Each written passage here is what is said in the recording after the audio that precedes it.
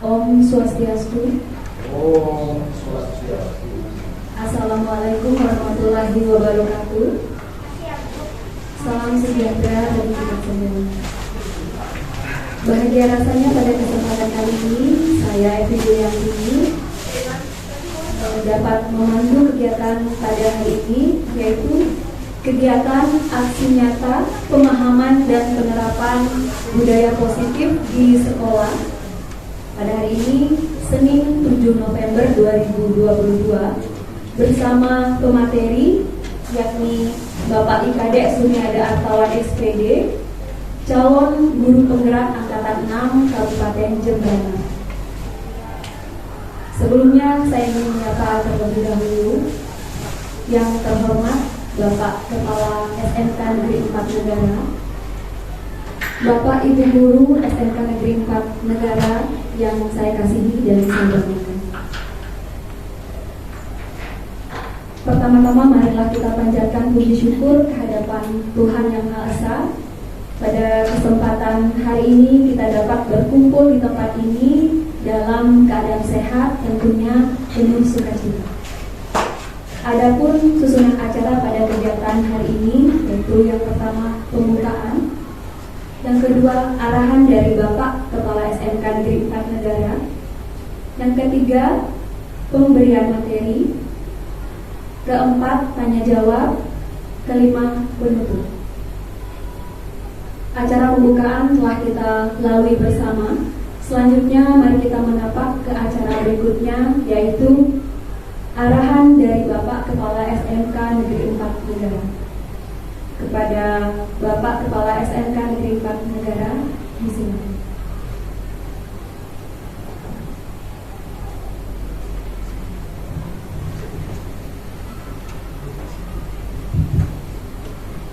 Om Swastiastu. Assalamualaikum warahmatullahi wabarakatuh. Salam sejahtera, selamat siang bagi kita semua. Bapak Ibu, hari ini rekan Bapak Ibu, bukan kita melakukan diseminasi terkait dengan guru penggerak. Bapak Ibu yang nantinya juga akan masuk ke wilayah guru penggerak akan menjalankan misi yang sama.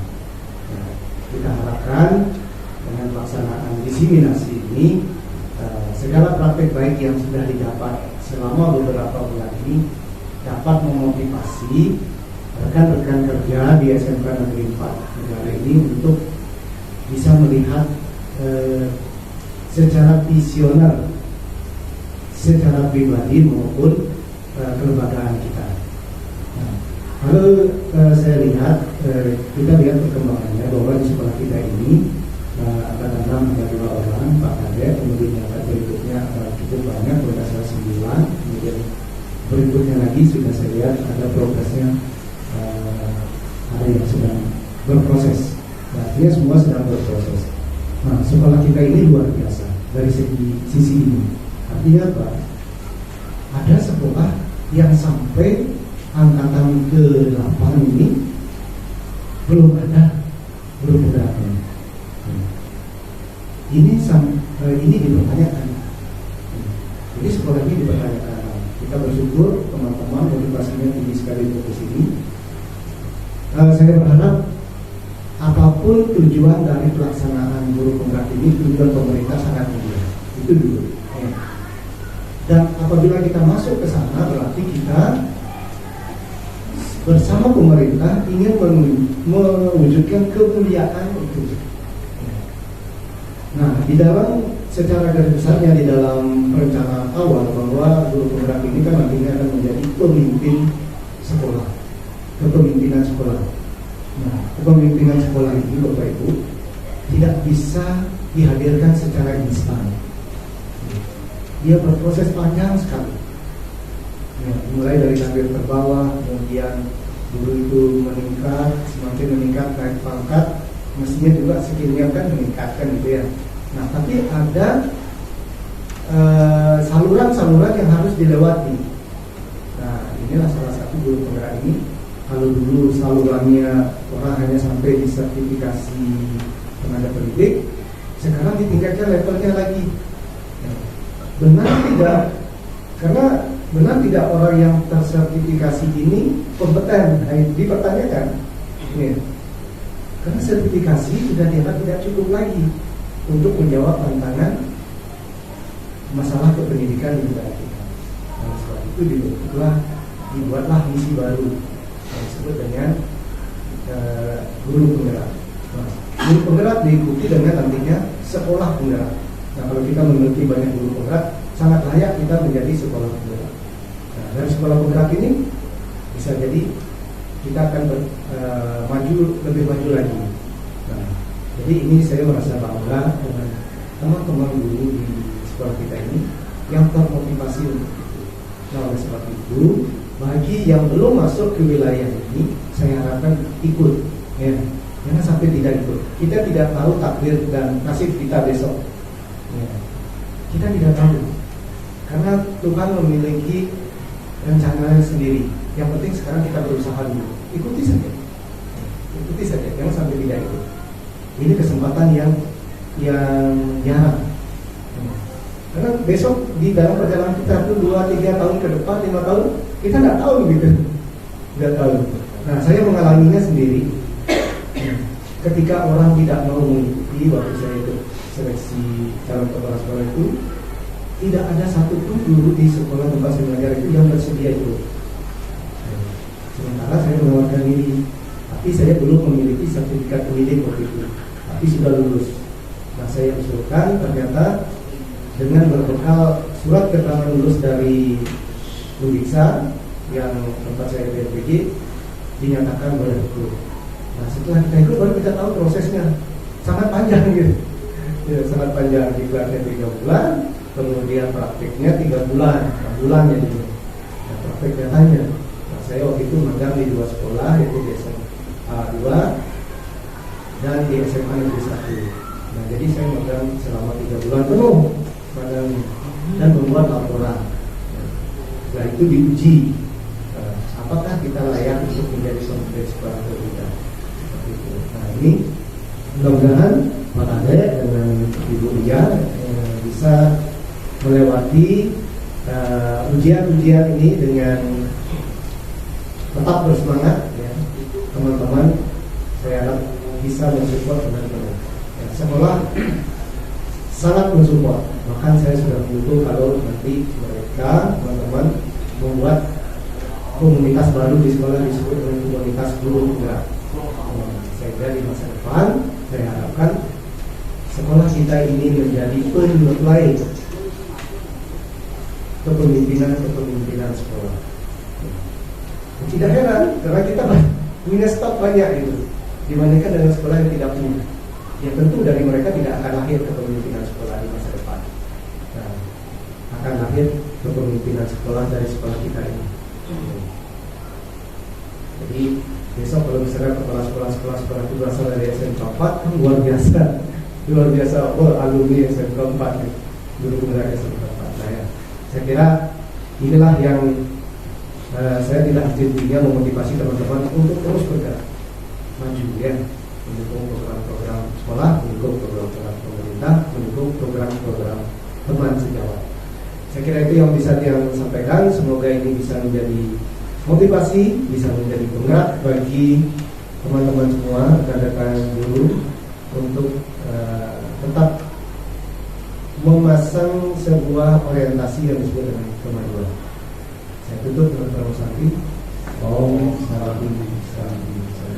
Assalamualaikum warahmatullahi wabarakatuh. Selamat siang.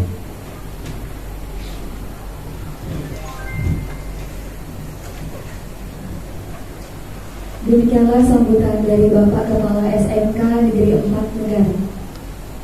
Selanjutnya yaitu penyampaian materi tentang berbagi pemahaman dan pengalaman dalam mengimplementasikan budaya positif di lingkungan sekolah.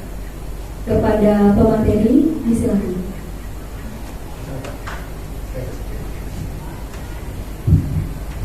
Baik, terima kasih atas waktunya dari pembicara, Bapak Kepala Sekolah, Bapak Ibu guru yang hadir pada hari ini.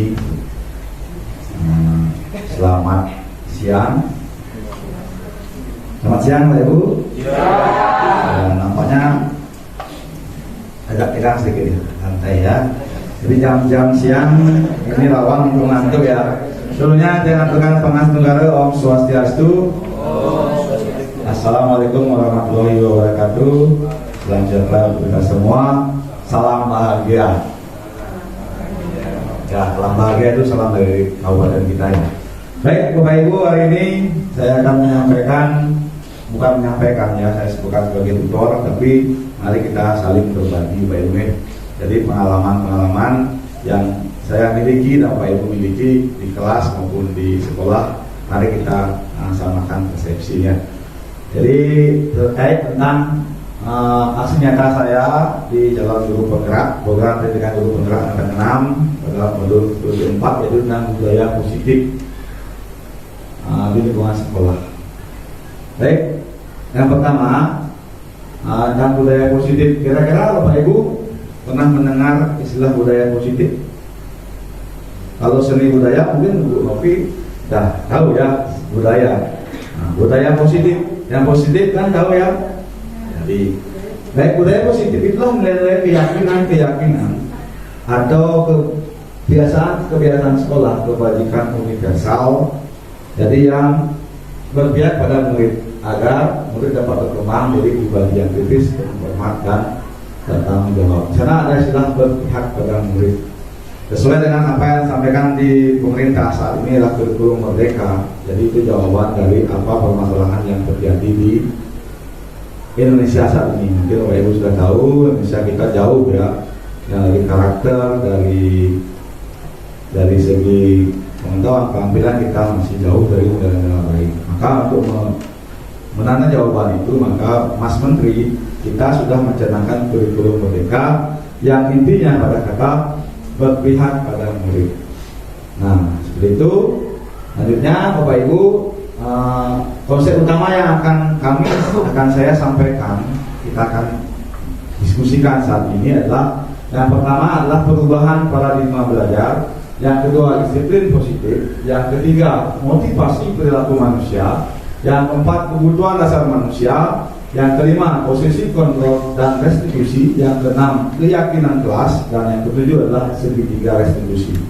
Dari pertemuan hari ini kiranya nanti kita dapat di sekolah ini menerapkan bagaimana budaya positif, apakah sudah kita terapkan atau yang belum.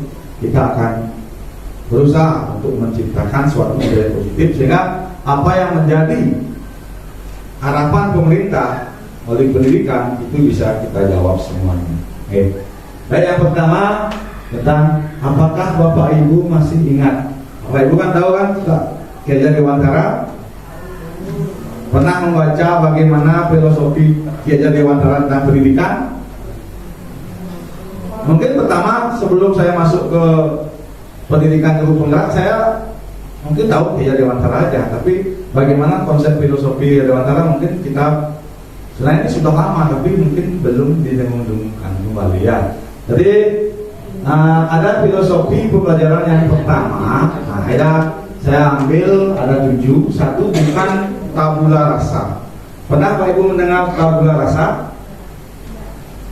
Tidak pernah? Kalau rasa manis? Ya, tabula rasa itu artinya begini. Jadi konsep tabula rasa itu jauh sebelum ada teori konstruktivisme. Mungkin Pak Ibu yang pernah kuliah belajar tentang konstruktivisme ada tabula rasa. Tabula rasa ini artinya kita beranggapan bahwa murid itu dilahirkan itu tidak memiliki apa-apa, seperti kertas kosong ini. Jadi ini kertas kosong, murid ini seperti ini, kertas kosong. Nanti bagaimana biar isi? Kita yang mengisi tulisan di itu. Itu yang istilahnya tabula rasa. Ya, tapi Kiai Dewantara itu tidak sesuai dengan konsep itu. Murid itu bukan tabula rasa. Jadi murid itu adalah sudah berisi. Murid itu sudah lahir dengan minatnya masing-masing, memiliki keunikan masing-masing. Mungkin Bapak Ibu di kelas menemukan murid seperti itu. Jadi ada yang murid senang menggambar, ada yang senang menulis, ada senang tiduran, ada senang sambil mendengarkan musik. Itulah uniknya siswa atau murid kita. Nah, itu bukan kertas kosong. Mungkin selama di kelas atau di sekolah mereka tidak menunjukkan dirinya, karena kita belum memberikan kesempatan yang lebih pada anak untuk menunjukkan minat dan bakat mereka, potensi mereka yang sudah ada. Yang ketiga, budi pekerti. Nah, ini salah satu juga budi pekerti ini adalah cakupan 3 hal: cipta, rasa, dan karsa. Jadi cipta, menciptakan, rasa, perasaan, dan karsa itu suatu keterampilan. Jadi kombinasi ketiga ini yang dinamakan budi pekerti. Ya, ini yang perlu kita ingat kembali konsep budi pekerti. Yang keempat, menuntun anak agar tumbuh selamat dan bahagia. Pendidikan menurut Kiai Dewantara yaitu proses menuntun anak. Bapak Ibu tahu menuntun? Pernah menuntun? Mungkin ada anak yang sakit, orang tua yang sakit, kalau jalan kita tuntun, digandeng ya, biar nggak jatuh kan? Nah, itulah guru sebenarnya. Guru itu menuntun anak biar tidak salah jalan. Anak itu memiliki potensi yang tadi saya sampaikan, tapi kalau tanpa ada guru yang menuntun mereka akan salah jalan. Harusnya mereka lurus, dia belok kanan. Ya, nah itu proses menuntun pendidikan menurut Kiai Dewantara. Yang keempat, guru ibarat petani dan anak ibarat biji jagung. Jadi konsep ini artinya anak-anak kita yang ada, yang memiliki potensi yang tadi itu diibaratkan sebuah biji jagung yang ditanam oleh petani. Kita menanamkan biji itu dan kita yang merawat mereka. Tidak bisa kita memaksakan biji jagung itu tumbuh menjadi biji padi, biji semangka. Nah, jadi anak itu kan biji itu kan tumbuh sesuai dengan kodratnya dia tumbuh. Artinya kita tidak bisa memaksakan anak yang suka menggambar. Kamu suka menggambar, dia suka menggambar. Kamu harus belajar matematika. Mana bisa matematika? Mereka hanya bisa menggambar. Nah, maka kita tidak bisa mengubah biji jagung yang kita tanam itu dengan menjadi biji semangka seperti kenapa itu. Artinya kita menuntut mereka mencari jati dirinya masing-masing. Di mana mereka, rohnya mereka kemana? Itu yang konsep pendidikan. Yang keempat, kodrat alam dan kodrat zaman. Ini jauh sebelum kan jauh sebelum setelah kemerdekaan ya. Jadi kodrat alam itu sesuai dengan tadi potensi mereka. Kodrat zaman menyesuaikan dengan zaman saat ini. Kayak saat ini mungkin zamannya teknologi ya, kita banyak ke teknologi. Zamannya berikutnya apa? Kita ikuti zaman itu. Jadi itu sudah muncul sebelumnya bahwa ada kodrat alam dan kodrat zaman. Nah, yang terakhir asas krikon. Ada 3 asas ya. Jadi yang disampaikan itu yang jelas ini berhubungan dengan asas 3 pendidikan itu terwujud jika ada ketiga pihak, yaitu keluarga, sekolah, dan masyarakat. Itu di pusat pendidikan saling berkesinambungan sehingga akan menimbulkan suatu pendidikan yang diharapkan untuk mendapatkan anak-anak yang tumbuh dan berkembang dengan memenuhi keselamatan dan kebahagiaan yang setinggi-tingginya. Nah, seperti itu ya. Itu konsep dari Kiai Dewantara. Selanjutnya, perubahan paradigma. Dengan konsep itu, maka melalui kurikulum Merdeka juga kita akan juga untuk mengadakan perubahan paradigma belajar. Ya, saat ini saya rasa teman-teman semua sudah mulai sekarang memanfaatkan berbagai teori terus dan sebagainya untuk mengubah pembelajaran. Pembelajaran dengan paradigma baru dirancang berdasarkan prinsip pembelajaran yang terdiferensiasi, sehingga setiap siswa atau murid belajar sesuai dengan tahap perkembangannya untuk mewujudkan muaranya adalah profil pelajar Pancasila. Tahu kan profil pelajar Pancasila? Ada 6 dimensi di sana. Itu masih ingat? Bapak itu masih ingat? Nah, masih ya. Mandiri, gotong royong, kreatif. Yang pertama yang dilupakan, beriman dan bertakwa kepada Islam, beragama mulia ya. Jadi itu 6 dimensi profil Pancasila yang ingin dicapai. Muara dari pendidikan saat ini di kurikulum Merdeka sudah ditayangkan bahwa terakhir muaranya adalah profil pelajar Pancasila. Bagaimana mewujudkan suatu pelajar Pancasila yang memiliki 6 dimensi.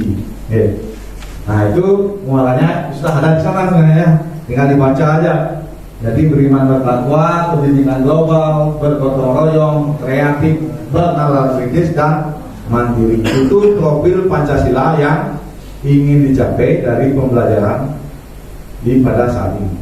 Jadi perubahan pelajaran ini saya rasa setelah ada gerakan tentang episode Merdeka Belajar, jadi ada beberapa episode yang dicanangkan yang sudah dijalankan oleh Bapak Menteri kita sampai pada terakhir guru penggerak, ada sekolah penggerak, juga kampus Merdeka. Banyak ada program demi mewujudkan ini murid dan siswa yang mewujudkan sesuai pelajar Pancasila. Selanjutnya, nah sekarang kedua, bagaimana pandangan Bapak Ibu tentang disiplin? Mungkin ada yang bisa menjawab apa itu disiplin.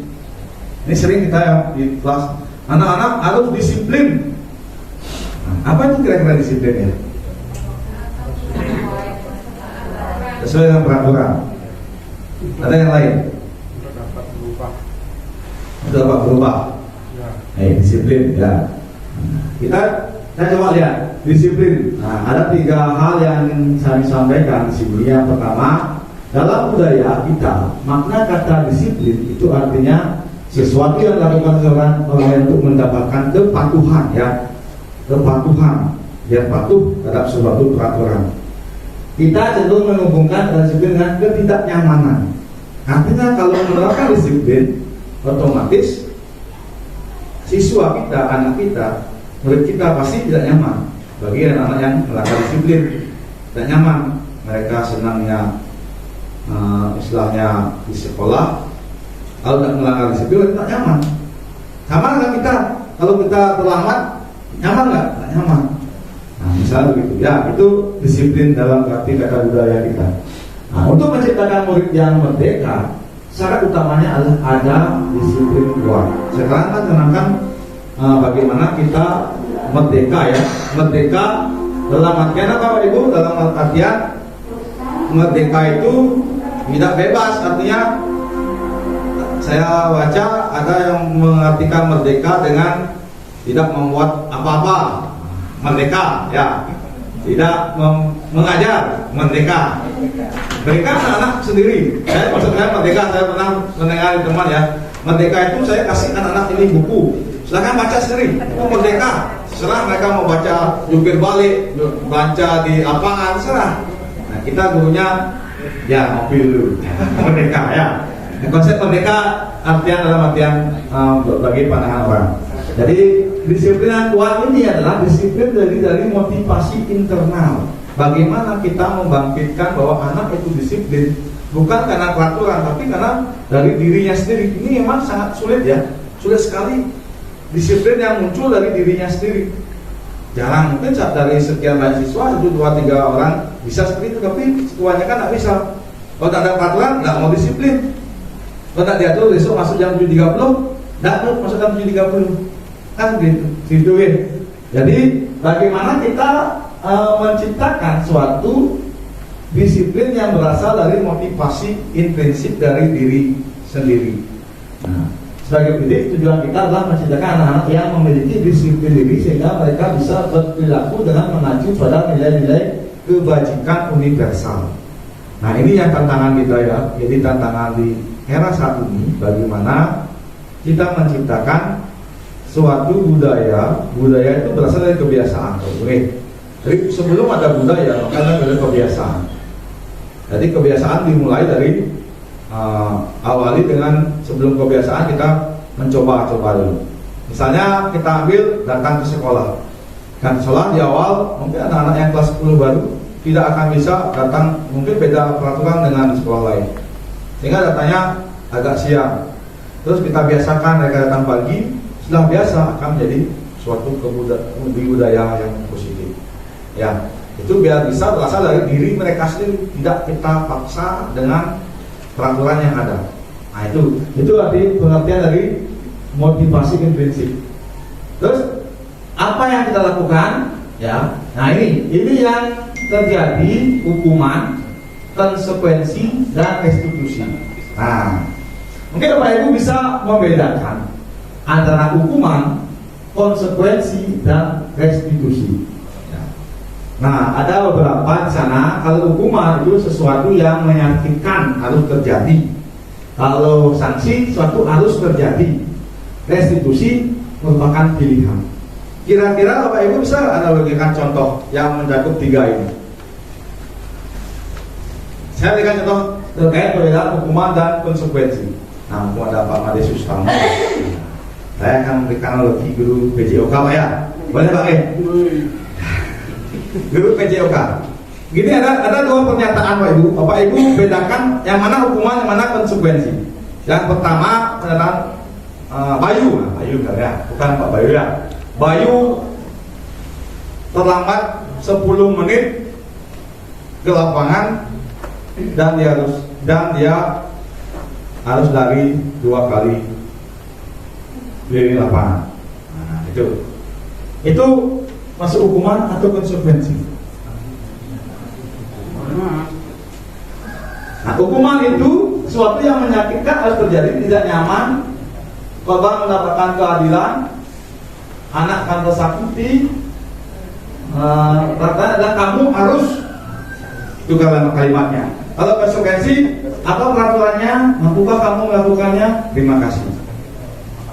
Jadi kalau saya sampaikan nanti, apakah itu hukuman? Apakah dia masuk konsekuensi?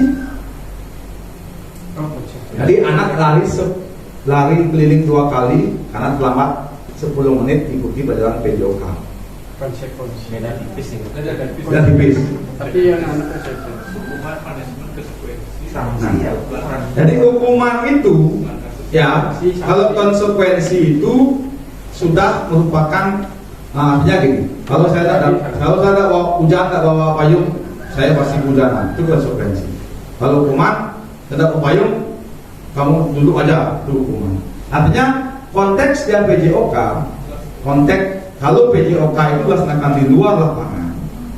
Jadi lari itu kan merupakan bagian dari pelajaran PJOK. Artinya kalau anak terlambat 10 menit, konsekuensinya dia akan ketinggalan untuk mengikuti pelajaran. 10 menit di awal pelajarannya biasanya apa kalau olahraga? Lari kan? Artinya diberikan lari 2 kali. Nah, ya itu namanya konsekuensi. Itu pengertian konsekuensi. Kalau hukuman, misalnya Pak Made Susramo mengatakan olahraga di dalam kelas. Nah, ada murid suruh keliling 2 kali di lapangan karena terlambat datang ke kelas 10 menit. Itu masuk hukuman atau konsekuensi? Hukuman. Karena konteksnya adalah di kelas sudah ada kegiatan yang dilakukan. Itu namanya hukuman. Artinya perbedaan hukuman dan konsekuensi.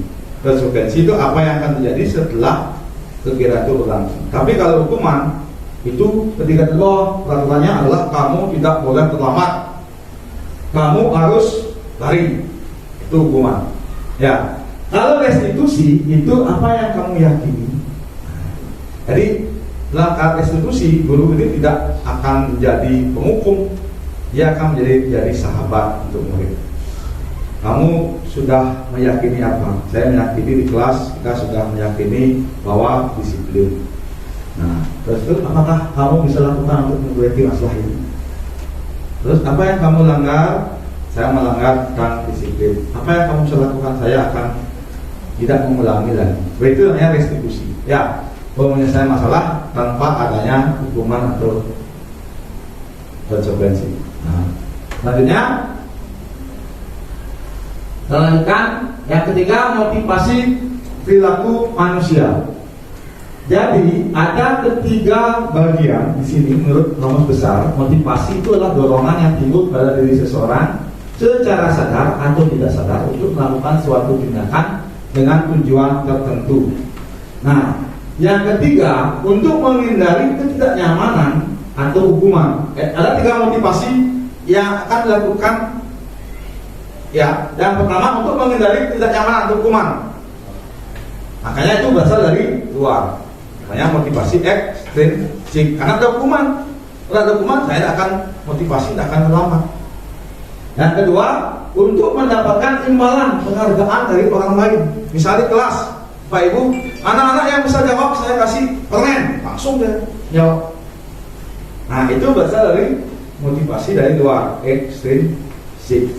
Ya, siapa yang tidak terlambat, saya kasih jajan, semangat. Ya, itu berasal dari imbalan. Tapi yang ketiga, yang kita akan ini kan yang ketiga ya, ini untuk menjadi orang yang mereka inginkan dan menghargai diri sendiri dengan nilai-nilai yang mereka percaya. Itu motivasi yang berasal dari dalam diri. Sehingga anak-anak murid kita bisa melakukan sesuatu biar tercipta motivasi intrinsik ini. Nah, itu yang memang suatu hal yang harus dirubah. Hal yang perubahan harus berkesinambungan. Hal ini bisa terjadi kalau kita bersama-sama, artinya berkolaborasi. Ya.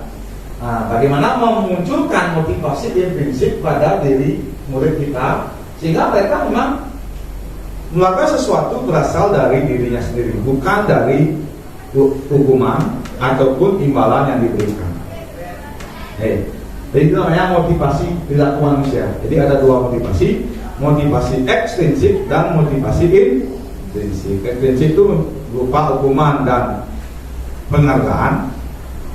Dan yang ketiga adalah intrinsik dari dirinya sendiri, bahwa mereka memang sadar bahwa saya terlambat, memang saya salah, sadar bahwa saya tidak salah bukan karena hukuman dan sebagainya. Nah, selanjutnya yang keempat, kebutuhan dasar manusia. Kebutuhan dasar manusia itu ada 5. Kemungkinan motivasi yang tadi yang tidak berasal dari siswa secara intrinsik atau dari murid, itu kemungkinan ada kebutuhan dasar manusia yang mereka tidak penuhi. Ya, kebutuhannya ada satu, kebutuhan untuk bertahan hidup, kebutuhan untuk merasa diterima, kebutuhan akan kebebasan, kebutuhan akan kesenangan, dan kebutuhan akan penguasaan. Ini 5 kebutuhan. Kita kalau ada murid kita yang di kelas merasa gimana, ada kesalahan, kita tanya kebutuhan dasar yang mana yang mereka belum penuhi. Oke. Kalau Pak Ibu, 5 kebutuhan ini sudah dipenuhi semuanya.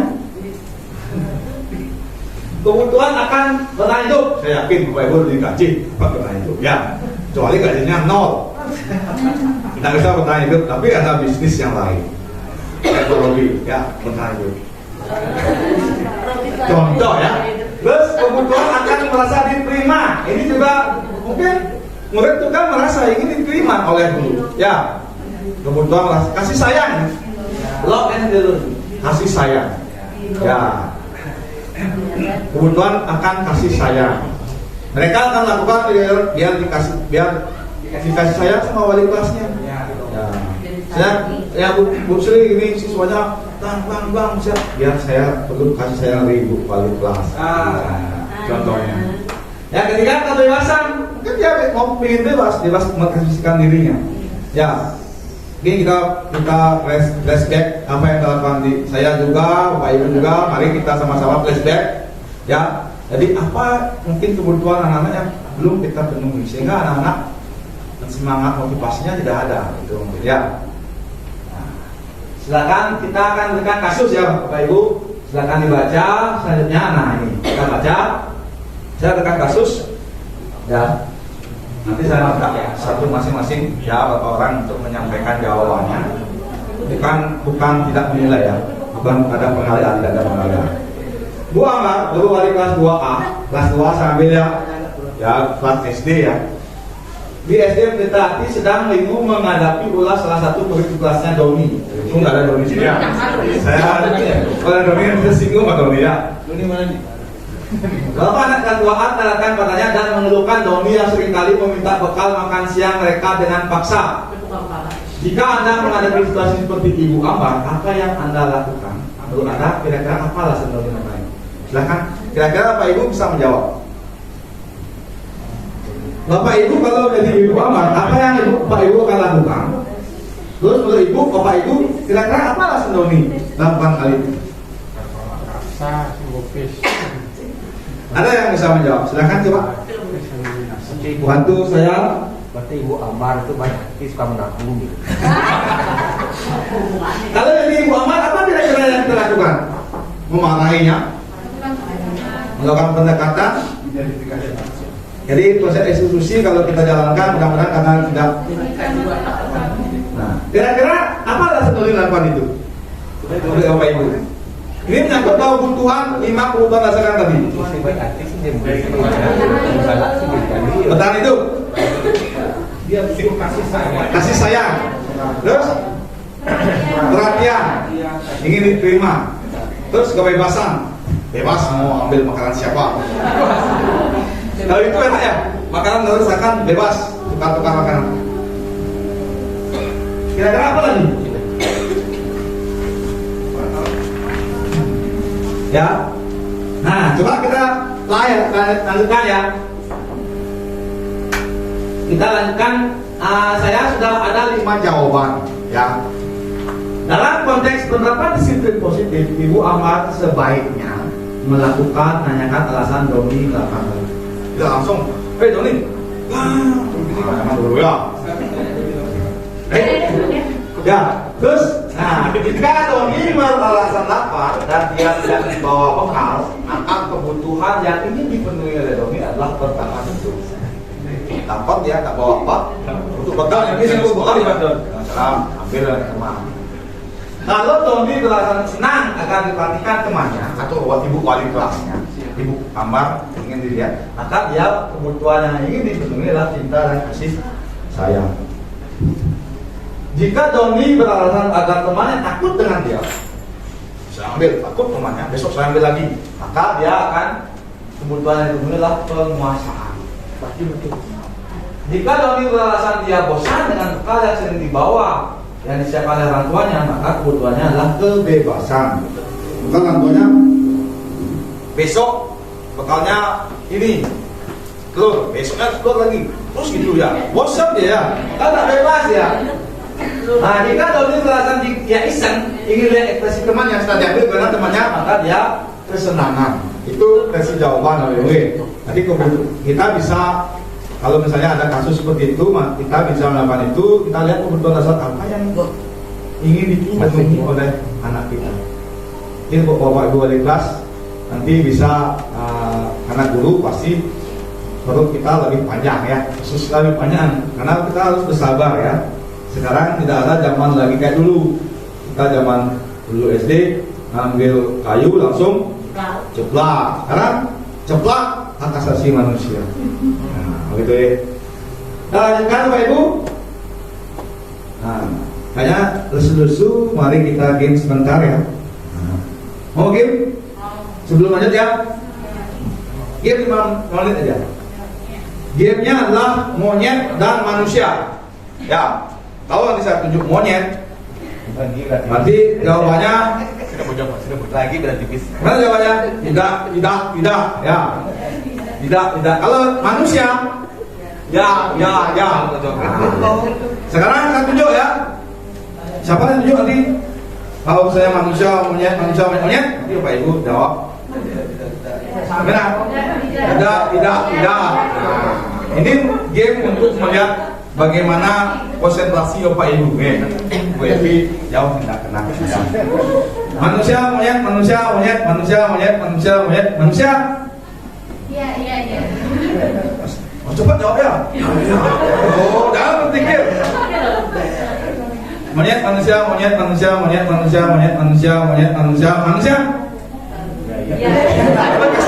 Ibu ambil ya, saya kasihan ya.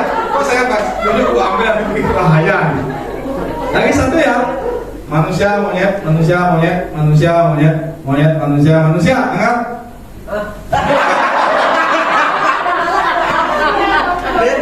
Manusia. Ini udah fokus banget. Nah, jadi jam siang itu rawan. Bapak Ibu bisa ngasih tes briefing di kelas ya. Jam-jam rawan, jam segini ini rawan breaknya. Ini untuk break ya. Nah itu satu game. Pikirannya dalam inti longing. Lanjutkan ya. 5 posisi kontrol restitusi. Nah sekarang ada 5 posisi sebenarnya posisi kontrol kita sebagai guru ya. Ada siswa ya. Jangan dilain-lain jawabnya. 1. Posisi penghukum. Ini yang biasanya saya juga sering dulu ya. Sekarang saya berusaha mengurangi itu. Hukum arti aturan saya, awas kamu selalu saja salah. Hukum biasanya. Nah, kamu salah, menghukum. Terus yang kedua, polisi membuat perasaan bersalah. Yang mungkin pernah melakukan. Kamu kemarin ngapain? Kamu saya tidak enak nanti dimarahin sama Pak Kepala Sekolah. Alasannya pokoknya anak itu salah karena tingkah laku mereka membuat kita salah. Ya, ibu sangat kecewa sekali dengan kamu. Berapa kali kamu harus memberitahu kamu ya. Kalau kamu terus begini, tak kasihan kamu sama ibu. Nanti ibu dimarahin oleh Bapak Kepala Sekolah. Nah, betul. Selesai apa yang dilakukan itu akan membuat gurunya akan disalahkan orang lain. Itu adalah posisi membuat kesalahan. Mungkin pernah Pak Ibu lakukan itu. Iya. Terus posisi teman. Ya kali ini nggak apa-apa. Nanti ibu bereskan. Nah, nggak teman ya. Terlambat apa mau terlambat? Saya mau ya nggak apa-apa. Besok nanti masalah dengan guru piket saya urusin. Teman ya. Dekat lagi ya. Terus kalau teman ini posisi pemantau. Saya datang. Lakukan apa yang kamu lakukan? Memantau dia. Terus apa yang kamu lakukan? Oh ya. Mantap. Nah, yang ini yang diinginkan saat ini ya posisi manajer, di mana nanti kita akan membuat keyakinan kelas. Kita ingatkan kembali pada keyakinan kelas yang kita telah sepakati. Jadi Bapak Ibu balik kelas, nanti di kelas yang nanti ada bagian keyakinan kelas. Apa yang kamu yakini? Apa yang kamu sudah yakini? Apakah kamu melanggar keyakinan kamu? Apa yang akan kamu lakukan untuk memperbaiki kesalahan kamu? Nah, begitu. Itu namanya restitusi. Jadi posisi guru kita adalah posisi manajer. Ini yang mungkin sering kita lakukan. Ya. Tapi banyak yang dilakukan guru lah ini. Posisi menghukum, posisi merasa bersalah. Push up 5 kali. Nah, itu penghukum. Ya. Nah, itu ternyata pandangan itu tidak baik. Ya, jadi setelah saya mendapatkan modul ini, saya ingin berubah menjadi posisi manajer, mudah-mudahan. Karena situasi dan kondisi ya, tadi pagi saya juga sempat, karena mungkin situasinya berbeda, ya agak berbeda. Lanjut, nomor 6. Jadi nomor 6 setelah posisi ini ada 5 ini. Jadi posisi hukum sampai posisi manajer. Ya, nah setelah itu apa yang kita harus lakukan di posisi manajer ini? Ya, nah kita lanjutkan. Kita akan membuat keyakinan kelas. Jadi hari ini saya menyampaikan ini pemahaman dulu dari budaya positif masuk ke keyakinan kelas. Keyakinan kelas itu berbeda dengan peraturan kelas. Ya. Nah, keyakinan kelas adalah nilai-nilai kewajiban atau prinsip dan sepakati bersama antara guru dan siswa. Ini biasanya di awal pembelajaran Pak Ibu lakukan. Kita membuat kesepakatan kelas apa yang boleh dan tidak boleh dilakukan, bukan dari kita, tapi anak-anak. Jadi saya sudah mencoba di 2 kelas yang saya ajar, di kelas sebelum kelas 1, sebelum kelas 2, mereka menyusun keyakinan kelas yang mereka buat. Kesepakatan kelas yang dulu dibuat, tidak boleh berbicara saat guru menerangkan. Jika saya melanggar, saya akan menyanyi lagu Kopi Pancasila. Jadi mereka saat itu temannya sampaikan, salah nih Pak, maju ya nyanyi. Itu keyakinan kelas yang mereka buat.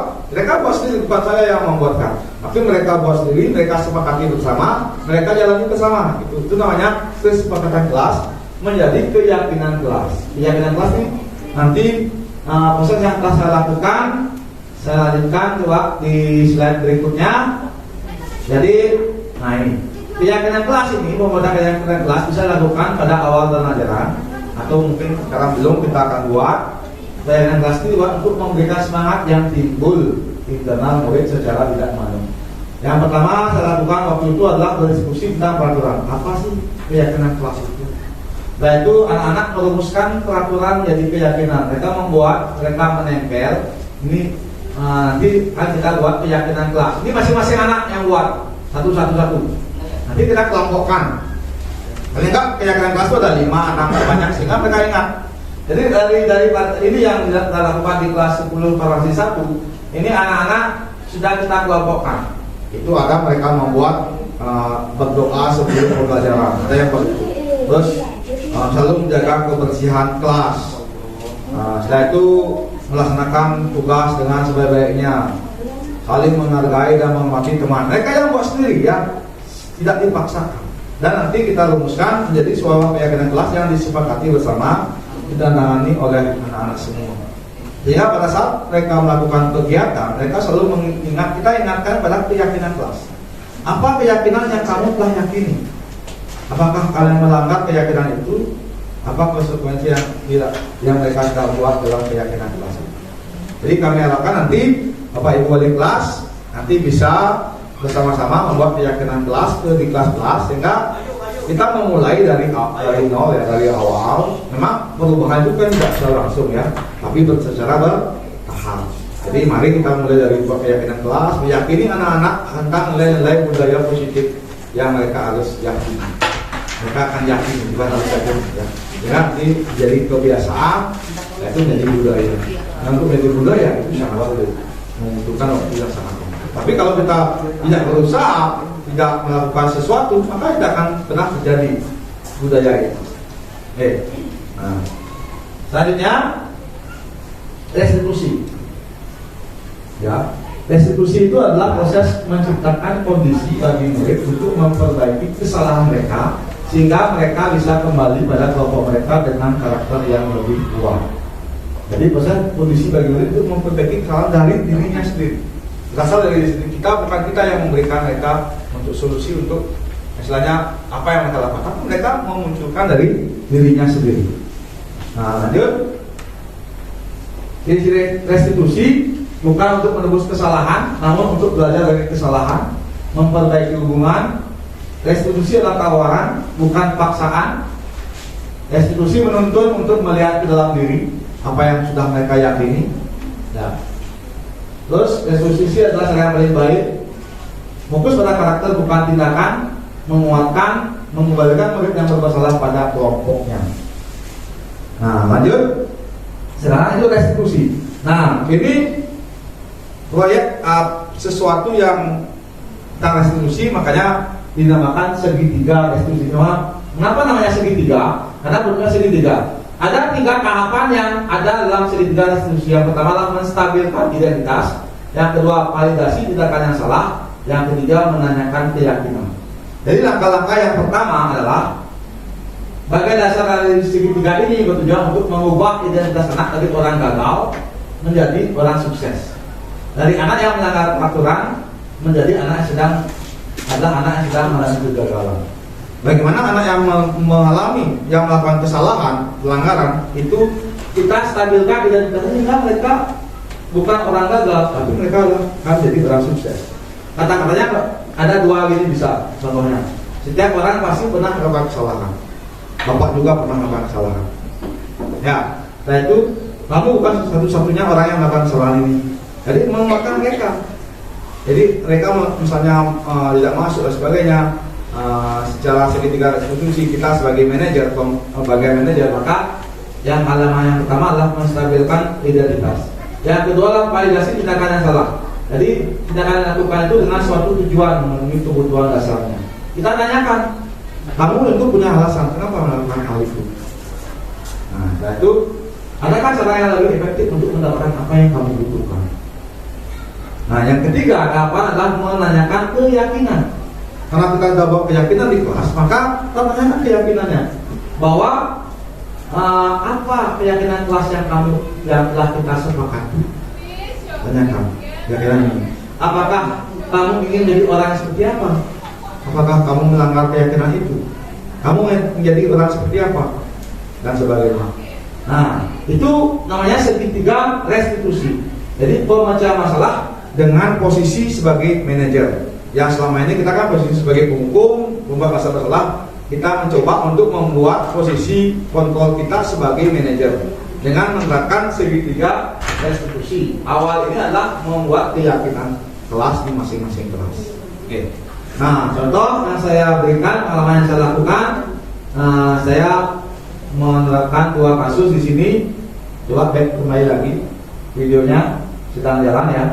Jadi saya mencoba mungkin dari video yang ini ada beberapa hal yang kurang. Ya, silakan. Lebih besar ya suaranya ya. Saya bagus. Kasus pertama bagus. Itu di kelas ya. Baik. Tanya kamu bagaimana? Oh lihat. Nah, lagi di kelas kamu fokus sedang belajar, terus lihat menantu. Kalau bapak boleh tahu, kira-kira kenapa alasan kau sekarang ini? Ini kelas sebelum masih 2 ya. Nah, ini saya sebagai sebenarnya boleh ya. Suatu contoh Saat yang kosong sambil asik jangan ini. Boleh kita harus main baru. Oh, baik. Ya, jadi kadang-kadang Pak juga sama dengan ini sebelum manajer, tapi pada saat ya timbul dengan keseharian pekerjaan yang Pak lakukan Pak kali manajer.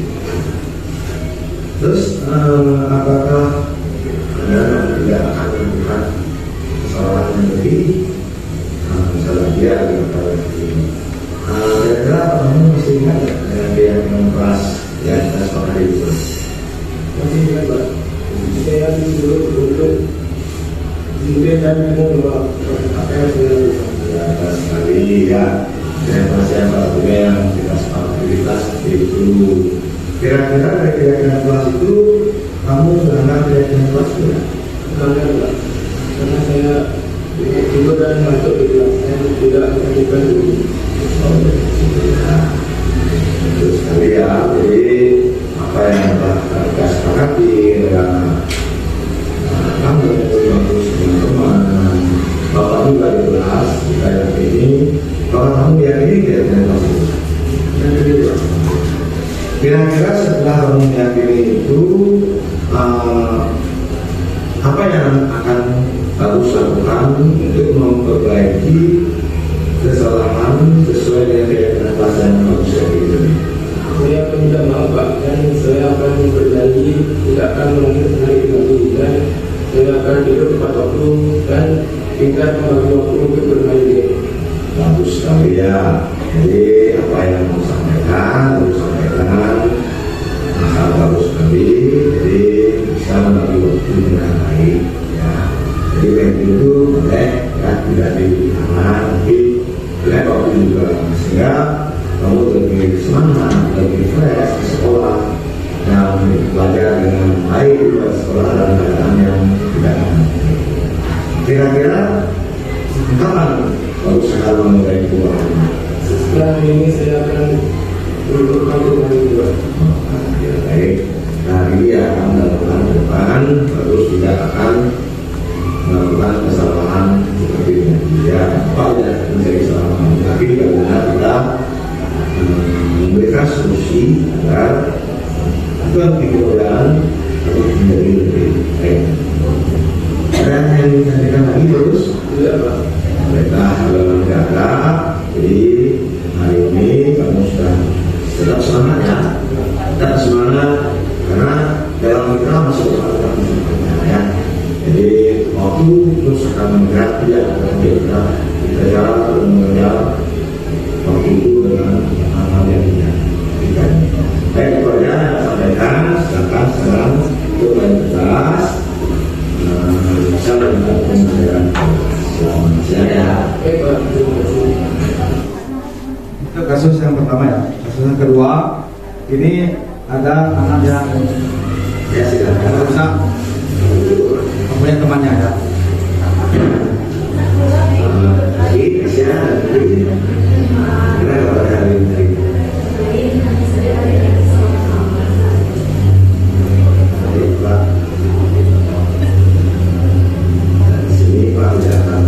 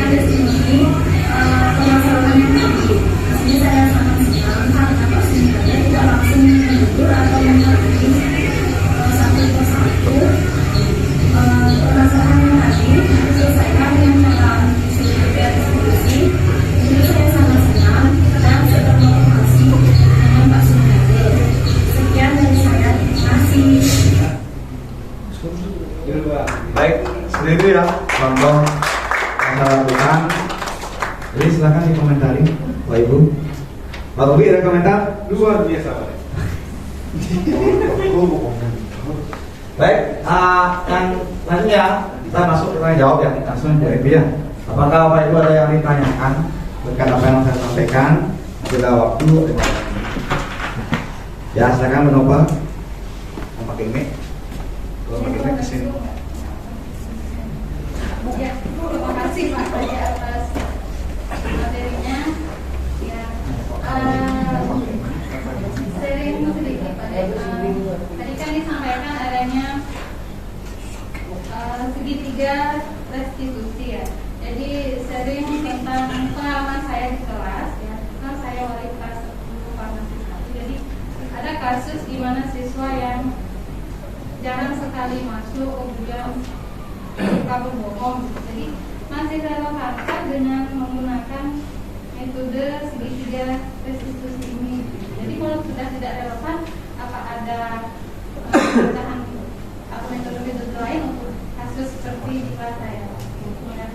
Baik, terima kasih Bu Nova terkait dengan kasus siswanya, muridnya yang suka berbohong ya. Jadi posisi seperti Mas sampaikan tadi ya, posisi manajer. Jadi kita memang harus menggali, mungkin seperti tadi sampaikan apa sih kebutuhan yang ingin dipenuhi.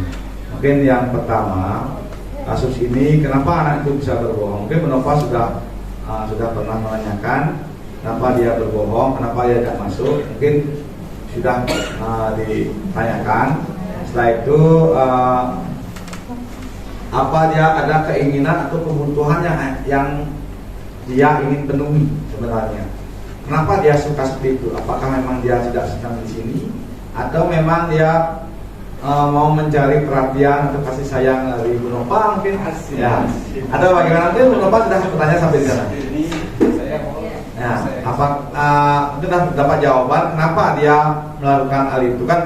Kalau segi tiga restitusi tadi kan pertama kan sampai ke menanyakan alasan kenapa dia melakukan itu.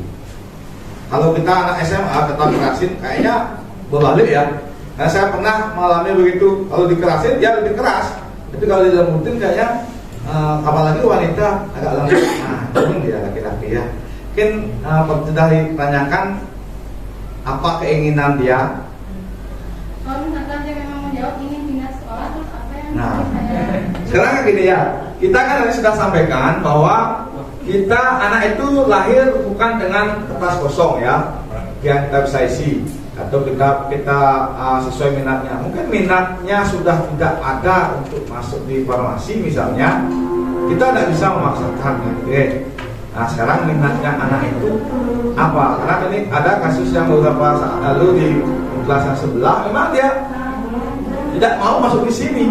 Jadi waktu itu latihan sama Pak Kepala Sekolah sudah kita sepakati bahwa mereka kita tuntun sesuai dengan gimana dia berkeinginan. Sehingga kita tidak memaksakan nanti, karena anak-anak yang masuk ke sekolah sini kemungkinan satu ikut-ikutan teman, yang kedua ikut pacarnya, atau memang tidak dapat sekolah gitu ya. Nah ternyata anak itu di Bu Sri waktu itu anaknya memang senang otomotif sebenarnya, tapi karena otomotif tidak dapat, akhirnya dia sudah pindah menjadi ke peternakan. Dan di peternakan pun kita tanyakan, kamu memang benar-benar ingin peternakan? Ya memang benar pindah. Jadi kita dari sekolah waktu itu memutuskan ya kita berikan, daripada kita paksakan untuk di sini dan pun tidak akan sekolah, kita berikan solusi untuk mereka sesuai minatnya. Itu mungkin benar bayar. Masalah relevan sekarang tergantung pada kita sendiri. Ini kan tawaran dari posisi kita manajer. Kata hukum nanti berbohong, kamu ucapkan berbohong semua. Nanti kan otomatis juga akan menjatuhkan mental anak kita di depan orang lain. Mungkin ini yang sering kita lakukan, dan juga saya sendiri selama ini tidak sadar pun melakukan itu. Tapi kita berusaha, karena sudah ada hal-hal yang baru yang saya dapatkan di guru penggerak ini. Saya mencoba untuk menjadi apa yang diinginkan oleh filosofi Kejadiwantara. Mungkin tidak sepenuhnya kita bisa laksanakan, tapi mau kita sedikit-sedikit berubah. Jadi tapi masih ada juga hukum itu masih ada. Tapi kalau kita sama sekali anak-anak nggak bisa dibilangi ya paksa kita harus masuk ke penghukum ya. Karena mungkin itu ajaran juga bisa merubah mereka. Tapi kalau bisa dengan posisi manajer, dengan restitusi, alangkah baiknya kita lakukan seperti itu. Bayang, coba tanyakan kembali anak itu apa keinginan dia, apa minatnya dia. Karena kita nggak bisa memaksakan kalau dia nanti farmasi nggak suka, dia mau ke kota atik barang-barang, silahkan kita berikan minatnya mereka sehingga mereka bisa mencapai kebahagiaan mereka di sana. Oke, itu berbahaya. Saya lepas kembali ke masing-masing dulu. Yang kedua Bapak Ibu. Masih ada terkini? Ya, kita berbagi Pak Ibu, saling berbagi. Kalau Pak Ibu ada yang lain yang ingin membantu permasalahan Nova, saya persilakan. Kita saling berbagi ya, kita sama-sama guru. Sini ada juga senior-senior dia, ya Pak Dilarne, Pak Yesus Ramo, Pak Kepala Sekolah yang sudah lama, lebih lama dari dia. Kami dia hanya meneruskan apa yang saya dapatkan, kita ambil. Mudah-mudahan memang budaya positif ini bisa menjadikan seperti apa yang diinginkan, direncanakan oleh pemerintah kita. Oke. Ada lagi pertanyaan Pak Ibu? Ada tanggapan untuk Bu Nova mungkin? Ya, Pak Dirana silakan. Ini mohon sebentar. Oke, ini Om Swastiastu. Ini yang Bapak Ibu yang sangat tertarik apa yang disajikan oleh Bapak CGP ini. Nah, Pak CGP Pak. Nama saya tidak berubah. Itu hanya CGP. Serap kalau Pak CGP Pak. Ini masukan terbaik terkait dengan perubahan perilaku anak. Perubahan perilaku anak tidak ubahnya merubah perilaku orang dewasa. Kalau kita melirik dari pengalaman-pengalaman orang baik, tentu dia awalnya orang jelek gitu. Jadi tarik kesimpulan untuk mengubah perilaku orang dari hitam ke putih itu yang kira yang rasa merupakan satu produk alam yang dapat kita lihat. Jadi kalau orang yang tidak baik itu tentu jelek dulu. Ini jelek dulu sama dengan bikin rumah, tidak akan bagus rumahnya kalau tidak dulu jelek. Ini itu, oleh karena itu yang sependapat dengan restitusi tadi sangat bersependapat. Karena apa? Karena merubah watak perilaku, apalagi watak perilaku manusia, hewan aja kita bisa rubah dengan humanis kita. Humanis itu memperlakukan orang sebagai manusia. Kalau kita dengan kekerasan yang tidak akan dia justru akan menambah masalah. Kalau kita kekerasan tidak ada masalah intinya justru yang kekerasan itu akan tiap malam dulu. Abang prewan kayak ini, jengkel kayak gitu.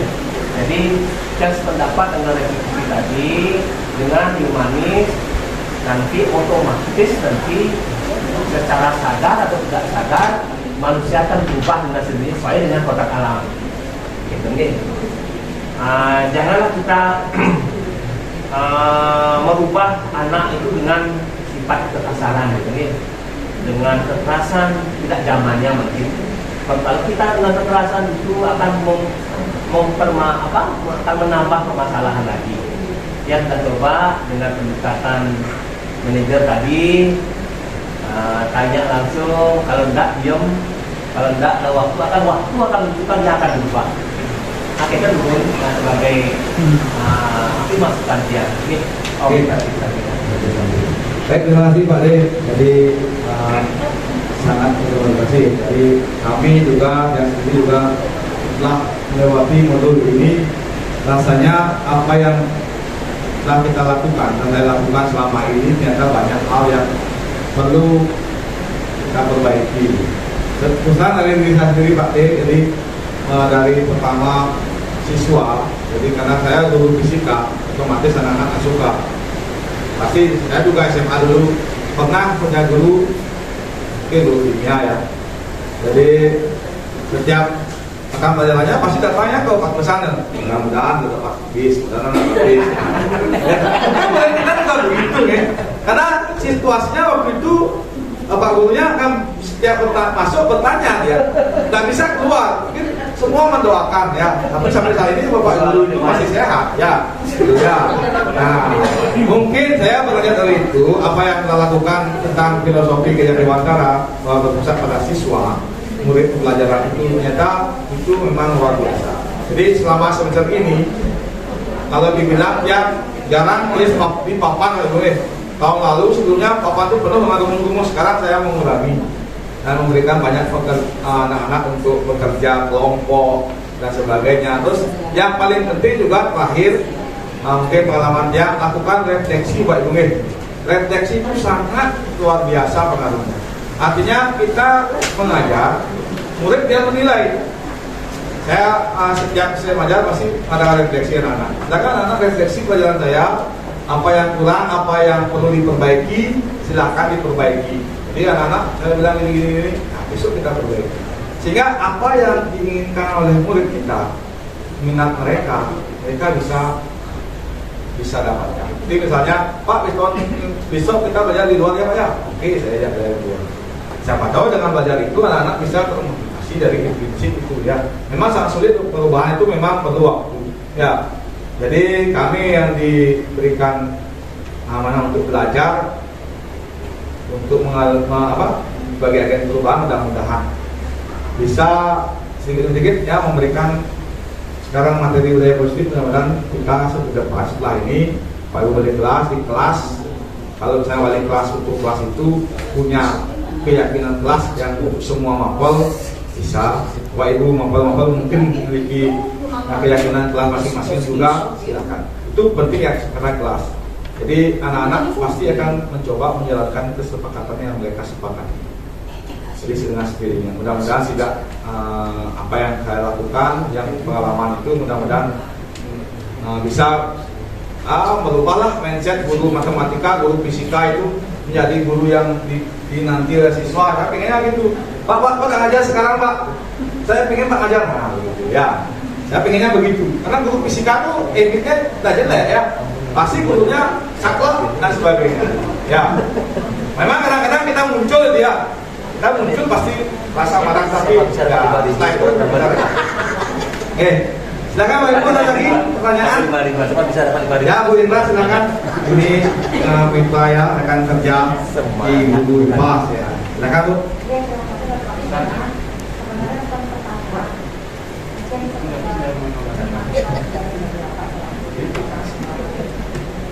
Yang punya permasalahan di kelas rata-rata karena mengajar sosial dan kuliner kebanyakan siswanya itu laki-laki. Nah, anak-anak dulu waktu di awal semester itu sudah membuat kesepakatan itu, tapi tidak menyangka ke permasalahan ini karena belum yang temu ya dengan masalah. Dulu waktu mengajar farmasi sama perawatan nggak ada masalah seperti ini. Kemudian yang temu ini dalam kuliner.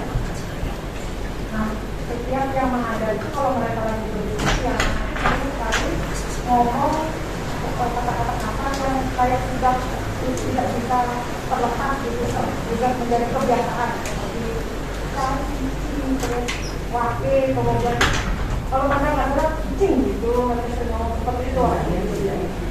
Nah waktu saya mendengar itu ternyata rata-rata yang laki-laki itu seperti itu biasa gitu ngomong seperti itu. Terus dia merasakan bahwa mulai sekarang kalau ada yang ngomong kata seperti ini minus 5 untuk kata-kata yang seperti ini, minus 10 untuk kata-kata seperti ini. Jadi diri kalian dikurangi, tak bilang gitu sama anak. Iya Bu. Ya terus setiap ngajar tetap ada yang bicara seperti itu, sampai ada yang minus 65. Bahkan tidak caranya nggak sampai segitu. Berarti kalau dikurangi 35, nah terus gimana caranya masih kayaknya itu sudah menjadi kebiasaan yang saya takutkan nanti dibawa ke budaya kerja mereka lagi hotel, praktek atau gimana terus ngomong seperti itu ada tamu dan sebagainya itu jadi jelek gitu. Nah sampai sekarang ini masalahnya tetap ada. Masalahnya ini tidak yang temui waktu yang ngajar farmasi maupun perawatan waktu kelas 10 dulu dia kan nggak ngajar hotelan. Kemudian di sini ketemu di sini ini masih kuliner. Makanya cara seperti itu ternyata masih belum ini bisa mengungkap itu mungkin bisa masukkan dari Bapak gimana sebaiknya nih terhadap kebiasaan yang sudah kemasan yang mendarah daging itu tuh gimana nanti? Sebab kalau dulu Pak masih sama perawat nggak ada masalah seperti ini yang ada. Tumben di sini nih di hotel sama Brina. Gini. Baik, terima kasih Bu. Kita sharing juga teman-teman yang lainnya. Kalau ada mungkin Pak Kapol Perhotelan yang bisa menjawab semua ini ya. Oke ya. Kalau Mas Ibu tuh juga saya juga alami Bu. Jadi semua ada siswa begitu, laki-laki, perempuan juga begitu, selang-selang ngomong. Jadi kalau misalnya di kelas yang pernah ada gitu siswanya, cicing, ya saya gitu lagi, dia selesai, ya gitu. Jadi memang itu kan kebiasaan yang dibawa, jadi memang sulit kita lupa. Tapi mudah-mudahan nanti kalau saya bicara teori ya Pak bicara ya, karena saya praktek kan kita sama-sama merubah anak menjadi seperti Pak D itu nanti waktu yang akan berubah kan gitu. Jadi nanti mungkin beberapa laki-laki kita perlu institusi Bu, perlu kita panggil lagi, kita tanyakan kira-kira apakah anak-anak itu ingin pelajaran IPASU dengan bahasa kasar mungkin ya. Ya, kalau di Belanda kan biasanya Pak Bayu ya. Mungkin di kelasnya kita perlu mengajar dengan bahasa Belanda mungkin Pak Bayu ya. Cicing ya. Nah, itu bahasa Belanda kan sudah lumrah ya, tapi kan ini tidak di pendidikan ya. Nah, merubah ini memang sangat sulit, sangat membutuhkan waktu lama. Nah, kalau dengan hukuman minus itu jadi sampai satu semester bisa minus 200 ya. Jadi apakah dengan minus itu dia berubah? Belum. Nanti kita perlu cari tahu apa sih sebenarnya keinginan mereka. Mungkin kalau menurut saya itu kalau bicara kembali ke kebutuhan, hanya ada kebutuhan yang mereka ingin penuhi. Coba kita bersama-sama Bu, nanti kita, karena saya sering juga di perhotelan sampai 3 kali sampai sembahyang itu tidak pernah berubah anak-anak. Kita seperti itu kalau ada guru baru dia berubah. Mungkin perlu kita panggil bersama, jadi kita dudukkan bersama apa sih keinginan mereka sebenarnya dengan ucapan seperti itu. Kalau kita hukum itu mungkin sama aja, tidak akan merubah mereka. Nah, kalau dengan 1, 2 kali, 3 kali tidak berubah, perlu waktu seperti apa kata Pak Dean. Jadi seperti itu mungkin apa yang saya tanggapi Bu. Jadi kita sama-sama permasalahan sama, Bapak Ibu juga ada yang ingin berbagi solusi. Mungkin Pak Robi ini pengalaman di perhotelan yang sudah lama ya, sudah 20 tahun di perhotelan. Jadi bukan listrik jurusan ya, hanya kan listrik orangnya ya, orang bukan jurusan ya Bu ya. Di kelas saya juga ada begitu. Orang tidur pun ada. Saya datang masuk sekolah dia tidur di pojok. Pak itu biarkan aja. Mungkin mereka dengan tidur mereka bisa mendengarkan pelajaran saya. Biarkan aja. Nanti dia bangun sendiri, pusat duduk lagi ya. Saya biarkan aja duduk. Dia tidurnya di pojok kelas masih satu ya. Datang di depan satu, di belakang satu. Tidur Pak, biarkan aja. 2 kali tidur mereka ya. Mungkin mereka lelah. Setelah bangun, ya suruh ke kamar mandi, usapkan, antara lagi duduk. Kita bersih-bersih. Mungkin jam-jam siang itu mungkin sangat lelah. Dan kita akui juga anak-anak sampai jam sore itu sangat lelah sekali. Bukan jangankan murid saya aja lelah. Di rumah lelah karena kalau nggak tuntutan ya mungkin nggak buka laptop ya. Jadi di rumah semaunya kan tidak buka laptop, tapi karena tuntutan ya harus oke kita sama-sama Bu, kita coba restitusi. Nah, dengan teori restitusi ini mudah-mudahan kita dapat apa sih kebutuhan, apa sih keinginan mereka, apa yang mereka inginkan dengan sering berkata seperti itu. Nanti di kelas apa Bu, nanti kita sama-sama Bu. Di kelas yang saya ajar juga karena mungkin cowoknya sedikit, tapi cowok sedikit itu juga kelihatan. Ya banyak kelihatan. Ada juga yang begitu. Ada mungkin Bapak Ibu yang memberikan tanggapan terkait masalahnya Ibu Indra? Mungkin yang sedikit pada ya, silakan Pak Rui. Terima kasih ya. Mungkin ini menyangkut kelas perhotelan ya. Kaploknya nih sedang suara. Hal-hal yang sama juga yang saya dapatkan waktu yang ada di salah satu kelas juga bahasa teaching dan itu juga saya sedikit agak terkejut ya. Artinya sering saya pikir ini anak-anak ini masyarakat keturunan Cina. Kenapa gitu Pak? Ya karena ada teaching dan saya teaching sama saya sama saya gitu. Akhirnya saya bilang kalau karakter seperti ini ya kayaknya mau nggak mau ya sistem ATM aja, amati, view dan verifikasi itu ada diterima. Setelah itulah saya terapkan seperti itu, ternyata kelas 10 yang dulunya yang sedikit berangkat ini sudah mulai berangsur-angsur berkurang. Tapi juga saya kasih juga penerapannya dan tetap menekankan yang kalian harus hormati adalah Pak Guru yang ada. Karena kita orang Bali, jadi satu guru itu tolong dipertahankan. Apapun karakter kalian, satu guru tolong dipertahankan. Cuma itu saja. Terima kasih. Baik, terima kasih. Itu pengalaman Pak Robi ya. Jadi sangat menginspirasi Pak. Jadi ATM sekarang sedang top ya.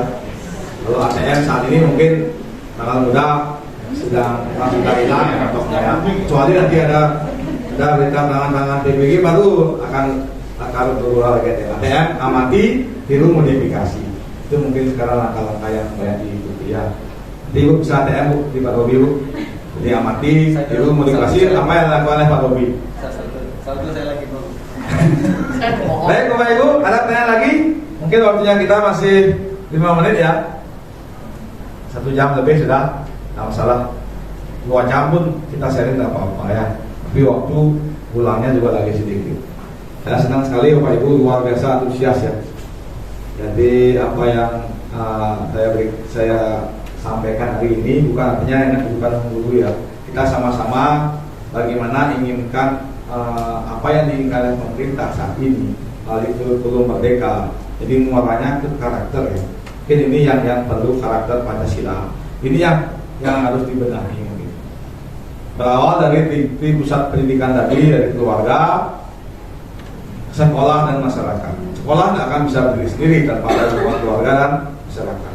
Di sekolah kita sudah bagus, di keluarga dia tidak bisa bagus, artinya tidak bisa di pusat pendidikan ini.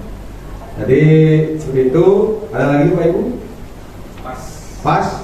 Jadi apa yang kami sampaikan mudah-mudahan setelah ini keyakinan kelas di masing-masing kelas, di kelas yang di sini ada kelas 10 ya, jadi kelas 11, WB kelas 11 bisa mulai mengajak siswa untuk membuat keyakinan kelas. Dari keyakinan kesepakatan kelas, jadi silakan nanti kalau proses yang mereka masing-masing anak membuat masing-masing kesepakatannya. Nanti kita kumpulkan, kita jadikan keyakinan kelas mungkin 5 atau 6, jangan banyak-banyak sehingga mereka lupa keyakinan kelas mereka. Jadi keyakinan pertama saling menghargai dan menghormati. Kalau ada yang sama kita kumpulkan. Oh ini konsepnya saling menghargai dan menghormati. Jadi keyakinan kelas itu bersifat kalimat pernyataan positif. Ya, saling menghargai dan menyayangi, disiplin, bertanggung jawab. Artinya tanggung jawab sampai mengisikan tiket dan sebagainya. Jadi dari 28 kemarin di kelas 10 farmasi 1 dan 10 farmasi 2. Jadi yang saya tempel, saya mohon maaf ya Bapak Ibu wali kelas ya, saya banyak menempel-nempel di dinding. Mungkin nanti suatu saat pada saat di program yang lainnya, saya ingin menyulap kelas itu menjadi mungkin ada pojok baca yang enak mungkin ada karpet begini, ada duduk mereka sambil membaca. Kalau diizinkan sama wali kelas ya, karena saya ngajarin untuk kelas itu. Dari hitam jadi hijau ya. Jadi ini yang kita mulai. Jadi terima kasih Bapak Kepala Sekolah yang sudah menemani sampai ke akhir dan memberikan dukungan kepada kami ya, saya berdua untuk belajar ya. Ternyata dari pelajaran 4 modul yang kami pelajari ternyata banyak sekali hal yang baru yang saya dapatkan. Dan kedua modul yang berikutnya adalah nanti suatu saat saya akan berbagi terkait dengan pembelajaran diferensiasi. Ini ternyata tidak sekedar tugasnya berdiferensiasi, ternyata banyak hal yang harus diferensiasi. Mungkin ini kita belum pernah ada pemahaman ya. Suatu saat nanti saya pada saat ada rapat saya akan berbagi terkait dengan pembelajaran berdiferensiasi. Ada 3 berdiferensiasi ya. Nanti kan saya sampaikan materi yang kami dapatkan. Baik, itu aja yang saya sampaikan. Terima kasih atas antusiasmenya sampai terakhir. Masih semangat Bu Ayu, semangat ya. Jadi terima kasih. Mudah-mudahan nanti bayinya bisa restitusi ya. Baik, itu aja saya kembalikan. Terima kasih. Saya siap untuk Om Santi. Om Santi, Santi, Santi Om. Selamat sore. Mohon maaf tidak ada apa-apa ya. Silakan bisa nanti kembali ke kelas. Ya boleh hapus.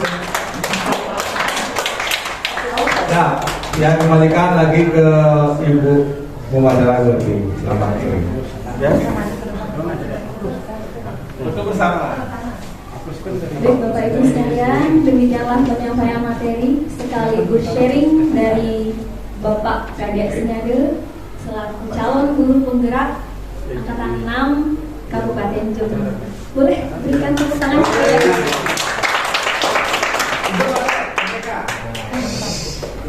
ya hadirin yang berbahagia, seluruh kegiatan aksi nyata pemahaman dan penerapan budaya positif di sekolah telah kita laksanakan bersama.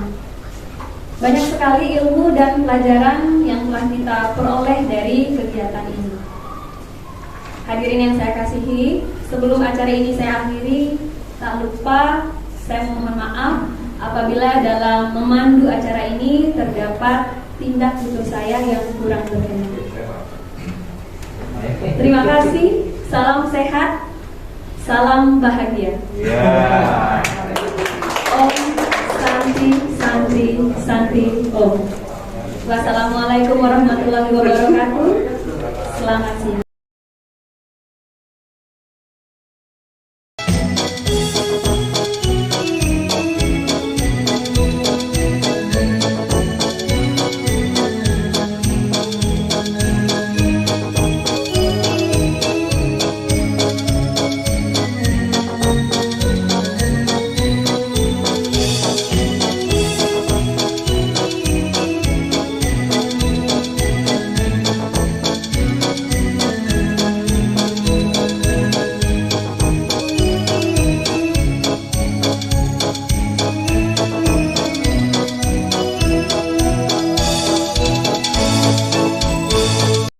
Om Swastiastu, perkenalkan saya Nikade Apriani, rekan kerja dari Bapak Kadek Sumiada Artawan di SMK Negeri 4 Negara. Kesan saya setelah mengikuti diseminasi tentang budaya positif yang disampaikan oleh Pak Kadek Sumiada Artawan adalah saya memperoleh informasi tentang penerapan budaya positif di sekolah. Saya juga mendapatkan contoh bagaimana menerapkan restitusi kepada siswa. Selain itu, saya juga mengetahui tentang 5 posisi kontrol guru terhadap siswa dengan karakteristiknya masing-masing. Saya berharap nantinya saya dan rekan-rekan kerja lainnya dapat melaksanakan apa yang telah dilaksanakan oleh Bapak Kadek tentang budaya positif di sekolah. Terima kasih. Om Santi Santi Santi Om. Perkenalkan, nama saya Fitri Putri Putri dari kelas 10 Farmasi 1. Di sini saya akan memberikan testimoni terhadap keyakinan kelas yang telah kami buat bersama Bapak Sumiada Artawan. Keyakinan yang telah kami buat yaitu membuat kami menjadi lebih dekat satu sama lain. Dan dengan membuat keyakinan itu membuat kami menjadi lebih disiplin dengan tangan dan saling menghormati satu sama lain. Harapan saya ke depannya, semoga dengan adanya keyakinan kelas ini, saya dan teman-teman akan melaksanakan kegiatan sesuai dengan keyakinan kelas yang telah kami sepakati bersama. Sekian kesan-kesan dari saya, terima kasih.